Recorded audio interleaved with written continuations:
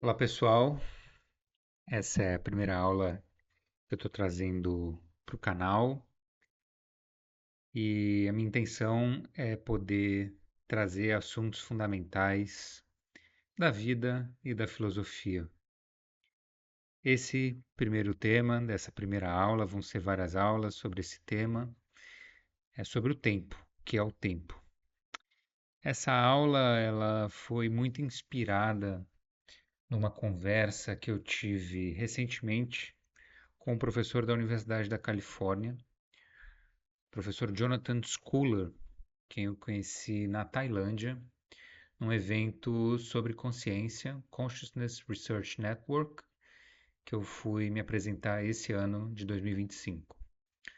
E ele me questionou algumas coisas sobre o tempo, sobre um filósofo que ele não conhecia, no caso Gilles Deleuze, e eu fiz uma longa explicação para ele, e eu achei que ficou bastante didática essa explicação, e decidi transformar em vídeo essa explicação, por isso que eu estou começando com esse tema hoje. O formato vão ser aulas mesmo, eu acho que tem muitos vídeos na internet que as pessoas produzem, fazem de várias maneiras, de maneiras muito bem elaboradas, muito sofisticadas até, mas eu acredito que faltam aulas, faltam conteúdos que sejam nesse formato de aula e que, enfim, tratem desses assuntos que eu pretendo trazer hoje. Então, hoje o tema é sobre o tempo. Então, para a gente dar início nessa conversa, a primeira coisa que eu queria colocar para discussão é por que que nós devemos estudar o tempo? O que é o tempo? Por que que eu devo saber o que é o tempo? Essa é uma questão, na verdade, que vai percorrer todas as reflexões que a gente faz em filosofia, por que que eu devo saber sobre uma determinada coisa, e é algo que eu vou insistir bastante aqui, de um modo geral, em muitas dessas questões, é que o saber em filosofia, ele não tem uma utilidade prática imediata. Você não vai ganhar mais, você não vai fazer mais amigos, você não vai arranjar um emprego necessariamente porque você sabe o que que é o tempo. A filosofia, ela tem muito a intenção de fazer você refletir sobre a sua realidade, sobre quem você é, qual que é a sua posição no mundo e, consequentemente, expandir os seus horizontes, abrir a sua cabeça, fazer com que você pense de maneira mais ampla, mais larga, veja o mundo de uma maneira diferente, menos restrita. Então, não tem uma utilidade imediata, como eu falei, mas pode ser transformador, pode ser algo que vai modificar demais o seu modo de enxergar o mundo e fazer com que você promova e mudanças na sua vida que podem ser importantes e ter um valor profundo para você. Esse que é o grande papel da filosofia e dos estudos filosóficos de uma maneira geral. Então, por que que eu devo estudar o que é o tempo? Porque quando a gente vai perseguindo essa resposta a essa pergunta, a gente vai se fazendo outras perguntas, como o tempo é criado, quem cria o tempo, e chega no ponto em que a gente começa a nos questionar quem nós realmente somos e o que é a nossa realidade. Então, o questionamento sobre o tempo, ele nos leva a isso, a nos questionar quem nós somos e o que é a realidade. Então, é basicamente a gente tentar responder perguntas que dizem respeito à verdade. Essas perguntas filosóficas também elas têm uma finalidade de tentar identificar, revelar, descobrir o que é a verdade. Então, se você é um buscador da verdade, você quer saber o que é a verdade, a realidade, quem é você, é fundamental que você tente responder essas perguntas também fundamentais. Então, o tempo, ele é fundamental. Ele é algo que diz muito sobre a nossa realidade e sobre quem nós somos. Então, é isso que a gente vai tentar investigar hoje. Eu vou tentar fazer vocês refletirem sobre isso e, quem sabe, impactar de alguma maneira no modo como você pensa. Pois bem, o que é o tempo? Então, essa que é a nossa pergunta fundamental. O que é o tempo? E a gente sabe que nessa jornada várias pessoas, vários pensadores, vários filósofos vão tentar responder a essa pergunta. E uma noção clássica, uma noção muito importante que a gente tem sobre o tempo é a noção de Platão. Platão, então, é obviamente um dos filósofos, um dos pensadores mais importantes da história da humanidade, berço de todo pensamento ocidental. Ele fundou a filosofia, um dos pais fundadores da filosofia, aluno de Sócrates, e basicamente, como já foi dito por outros filósofos, toda a história da filosofia é um comentário a Platão. Platão teve a capacidade de percorrer e recobrir praticamente todos os assuntos fundamentais da filosofia e, consequentemente, os assuntos que dizem respeito à nossa existência.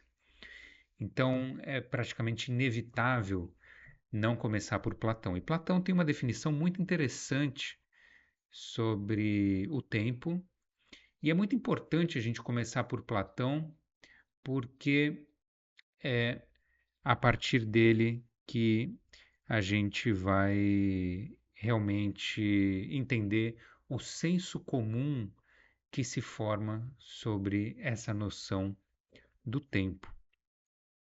E aqui Platão vai dizer então que o tempo é uma imagem móvel da eternidade. Essa definição de Platão a gente vai encontrar no diálogo Timeu. Inclusive, até aqui na imagem que eu separei, que é uma pintura clássica de Platão, ele está segurando um livro, eu não tinha reparado nisso. Me parece que é o livro justamente de Timeu. A gente tem aqui então uma sincronicidade, é uma outra questão sobre o tempo que depois a gente pode tentar responder. Não é minha pretensão nessas aulas, num primeiro momento, falar sobre sincronicidade, mas em algum momento eu acho que pode ser um tema interessante para a gente tratar dentro desse tópico sobre o que é o tempo. Bom, então Platão vai dizer que o tempo é uma imagem móvel da eternidade. E ele vai tratar disso nesse diálogo do Timeu, em que ele vai apresentar a sua teoria sobre o surgimento do universo, surgimento de tudo que a gente conhece. E é claro que se você quer responder e explicar o surgimento das coisas, invariavelmente você tem que passar pelo tempo, porque as coisas estão dentro do tempo. Estão numa linha cronológica, vamos dizer assim. Então, Platão dá essa definição, mas ela tem alguns problemas. Surgem dois problemas com essa definição, com essa afirmação que Platão faz. A primeira delas é que Platão ele não define exatamente o tempo, ou o tempo em si. Ele não está falando somente sobre o tempo. Ele está falando sobre o tempo e, ao mesmo tempo, sobre o movimento. Então, o que ele está trazendo é que, para nós compreendermos o tempo, é necessário que nós compreendamos também o movimento. E aqui é um problema, porque o tempo ele não está necessariamente relacionado ao movimento. Movimento é uma coisa, tempo é outro. É claro que na mensuração do movimento, a gente utiliza certas métricas de tempo. E Platão até fala sobre isso. ele fala que o tempo também é uma forma, ou a gente pode entender o tempo como um número em movimento. Um número em movimento. Quer dizer, a passagem do tempo, ela nos diz o que é o tempo, mas, na verdade, você não está dizendo o que é o tempo, você está condicionando o tempo a outra coisa, ou condicionando a definição e a explicação do tempo à definição e a explicação do movimento. E tempo não é necessariamente movimento. Então, esse é um problema que surge em Platão e que vai acompanhar a gente até os dias de hoje. Até hoje, se a gente pegar, por exemplo, a física contemporânea e o que os físicos vão falar sobre o tempo, geralmente há um senso comum de que nós não conseguimos falar de tempo sem falar de espaço. Então, nós acabamos falando em espaço-tempo. Sempre quando se fala de tempo, se fala de espaço ao mesmo tempo. Mas não é possível que a gente não consiga entender o tempo sem o espaço. Esse é o nosso grande desafio aqui com essas aulas. Tentar entender o que é o tempo, independentemente do espaço. E, consequentemente, quebrar esse senso comum que se construiu sobre o tempo, que surge em Platão, de que o tempo está necessariamente condicionado ao espaço ou ao movimento. Quebrar esse senso comum é um dos grandes objetivos que a gente tem aqui também. E um outro problema com a afirmação de Platão é que o tempo, a gente não consegue apreender o tempo diretamente. A gente só aprende uma imagem do tempo, ou seja, um reflexo do tempo, não o tempo em si, o tempo puro, o tempo na sua essência. A gente só capta uma imagem do tempo. Então, por que eu falo que muitas vezes a filosofia nos leva a questionar a realidade? Porque se nós temos esses problemas em relação ao tempo, nós também temos esses problemas em relação à realidade. Se a gente não consegue captar o tempo diretamente, o tempo em si, só uma imagem do tempo, um reflexo do tempo, o mesmo acontece com a realidade? Nós não somos capazes, será, de captar a realidade diretamente? Será que nós somos capazes somente de captar uma imagem do tempo, um reflexo do tempo? Esse é um questionamento que Platão nos leva a fazer, porque ele faz essa afirmação de que o tempo só pode ser captado através de uma imagem. E é isso que também nós queremos, de certa maneira, enfrentar e verificar se é realmente isso. Aristóteles, por sua vez, também um outro autor que é fundamental na filosofia para a gente compreender a origem das ideias, é imprescindível que a gente passe por Platão e, claro, por Aristóteles também, que foi, afinal, um aluno de Platão e fundamental para muitas das nossas compreensões que nós temos atualmente. Ele vai tentar, de certa maneira, definir o que é o tempo, traduzir a ideia do tempo de maneira um pouco diferente de Platão. Ele vai perceber esse problema do tempo, de que o tempo ele está atrelado ao espaço, ele vai tentar escapar desse condicionamento que a nossa compreensão automaticamente nos leva, porque é totalmente contraintuitivo a gente tentar entender o tempo sem o espaço, mas Aristóteles vai tentar fazer esse movimento e a gente vai perceber um problema que eu já vou apresentar logo em seguida. Ele vai tentar definir o tempo da seguinte forma: assim como a mudança é perpetuamente diferente do que era antes, o tempo também é. Então, Aristóteles ele vai tentar relacionar o tempo com a mudança. Ou seja, assim como a mudança é algo que acontece perpetuamente, nós estamos mudando, ou a realidade com a qual nós nos deparamos está mudando a cada instante, o tempo também muda a cada instante. Então, nós temos um problema de apreensão do tempo. Nós não conseguimos apreender o que é o tempo, captar o tempo ou capturar o tempo, porque ele segue esse princípio da mudança constante. Quando o tempo ele se dá, ele muda. No mesmo instante, ele aparece e some. Para a gente tentar entender um pouco melhor o que Aristóteles está tentando dizer, a gente pode fundamentar o tempo em dois princípios. O primeiro, a instantaneidade. O tempo é instantâneo. Ele aparece e some, aparece e some, aparece e some. Então, esse momento presente, isso que a gente chama de agora, a gente, quando vai se dar conta do agora, cadê o agora? Agora já foi. E é sempre assim, ele é instantâneo. Ele tem essa instantaneidade. Quando a gente tenta captar, ele já sumiu, já evaporou. Então ele tem esse princípio. E um outro princípio é descontinuidade.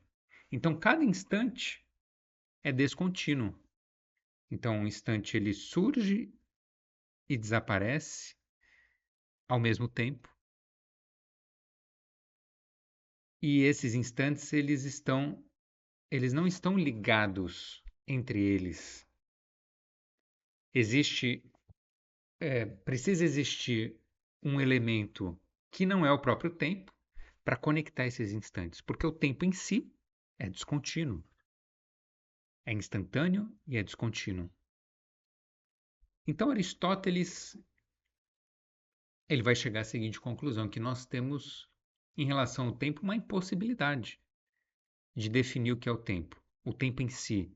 Eu consigo entender o tempo quando eu vinculo ele ao movimento, ao espaço, fica mais compreensível. Mas quando eu tento entender o tempo em si, eu não consigo, porque ele é instantâneo, ele nasce e morre ao mesmo tempo. Os instantes eles nascem e morrem ao mesmo tempo, tá certo? Eles não têm duração e eles são descontínuos. Eu não consigo, eles não possuem uma linha de continuidade por si só.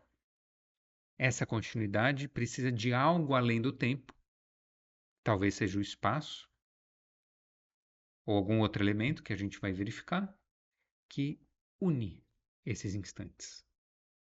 Então, com essa definição de Aristóteles, a gente não resolve o problema. E a gente não consegue explicar, por exemplo, a duração do tempo. Como a gente explica a duração do tempo? Porque a gente vive o tempo que dura. O tempo que nós vivemos é um tempo que dura. O tempo que nós estamos é um tempo durável. Então, cognitivamente, intelectivamente, nós temos uma aporia, um problema insolúvel. Mas na experiência prática, nós vivenciamos o tempo. Então a gente tem um conflito. A gente não consegue explicar o que nós vivemos a todo momento. Então nós temos um senso comum, que é isso que nós vamos tentar combater e modificar com o entendimento que eu vou trazer nas próximas aulas. Esse senso comum que está aqui na tela, que é o que eu vou querer tentar mudar. De que o tempo está necessariamente atrelado ao movimento, de que a gente só consegue uma imagem do tempo e de que não é possível explicar o tempo. Então é isso.